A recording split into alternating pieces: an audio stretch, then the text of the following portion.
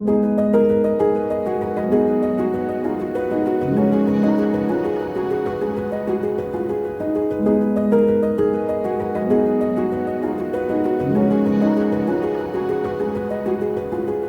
m'appelle Olivier Marchesi, je suis un photographe français qui habite à côté de Paris, à Montreuil, dans la Seine-Saint-Denis. J'ai commencé ma vie professionnelle au début de l'Internet et je réalisais des sites Internet et je faisais de l'infographie. Et le fait de travailler avec des images m'a donné envie d'en faire. Donc j'ai commencé de la photographie avec du numérique. Et puis j'ai rencontré un doyen de la photographie argentique. À cette époque-là, j'habitais à Lille, qui m'a appris ça. Et c'est vrai que ça m'a fait découvrir une autre facette de la photographie, et qui est la photographie originelle. Alors ce que j'aime dans la photographie argentique, la première chose, c'est la matérialité. La deuxième chose, c'est le rapport au temps et puis à la ressource. C'est-à-dire que quand on charge une bobine dans un appareil photo, on a 36 vues en général, ce qui fait que on a une ressource qui est limitée. Moi, le moment, je le sens beaucoup mieux quand je travaille en argentique qu'en numérique. Il y a eu une attention au moment qui est plus soutenue en fait, notamment quand je pratique la photo de rue, la street photographie. Enfin, c'est vraiment en argentique que je me sens bien parce que c'est vraiment en lien avec cet instant que tu vas aller chercher et qui se joue à une fraction de seconde, c'est pas grand-chose. Une photo réussie, une photo ratée, ça tient à rien. Le dernier aspect, c'est le côté magique de la chose. Tu as cette sensibilité à la lumière des sels d'argent qui font la découverte de la photographie. Et donc cette sensibilité se crée cette matière. Et tu as un éblouissement qui se passe au moment où tu prends la photo. Tu as de la lumière qui rentre par ton objectif, qui vient insoler le film.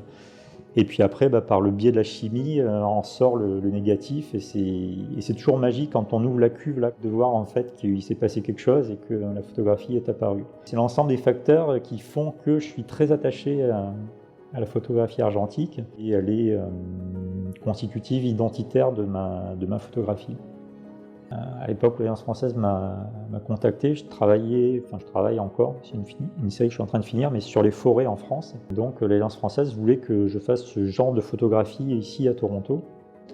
Et puis après, je me suis rendu compte que la temporalité de la résidence faisait qu'on allait être pas mal en hiver et avec assez peu de printemps. Donc je lui ai proposé d'étendre le sujet à l'ensemble des éléments naturels dans la ville. Et le premier jour où je suis arrivé à Toronto, vers le parc Tommy Thompson, c'est sur le waterfront, il y a une série de signes, de panneaux, et il y en a un qui m'a interpellé. Il était écrit We, Sky Waterland, will always belong to the change. Et je l'ai photographié ce panneau, ça me plaisait, il y avait de la lumière qu'il y avait à ce moment-là. Et puis j'ai continué ma route jusqu'à Tommy Thompson, et puis j'ai cette phrase qui me tournait en boucle dans la tête, c'était comme un mantra. À la fin de la journée, je me suis dit, cette phrase, c'est le travail que tu vas faire ici à Toronto.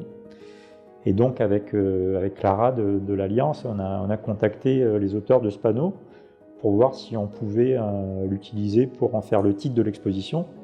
Donc ils ont été d'accord très rapidement, c'était très chouette. Dans mes travaux, j'aime beaucoup appeler mes séries par des citations. La photographie, c'est quand même un art qui est assez solitaire.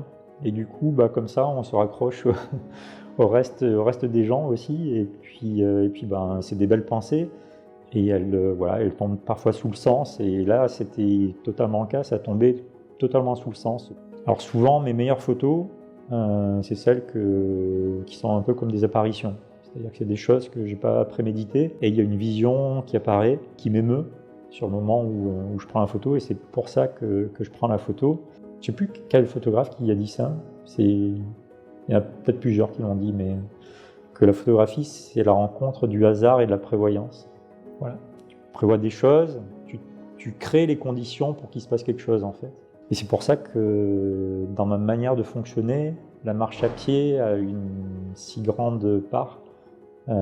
C'est parce que c'est un temps qui est lent et qui te permet d'explorer ce qu'il y a autour de toi, de regarder, de te retourner, de voir évoluer la lumière.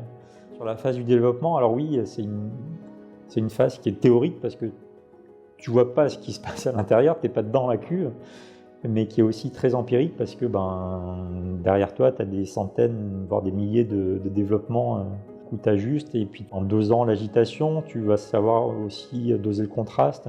Par exemple, quand on était en fin de journée à la plage de Woodbine, quand on a fait cette photo là de l'arbre sur ces rochers, j'étais un petit peu trompé par la lumière de fin de journée.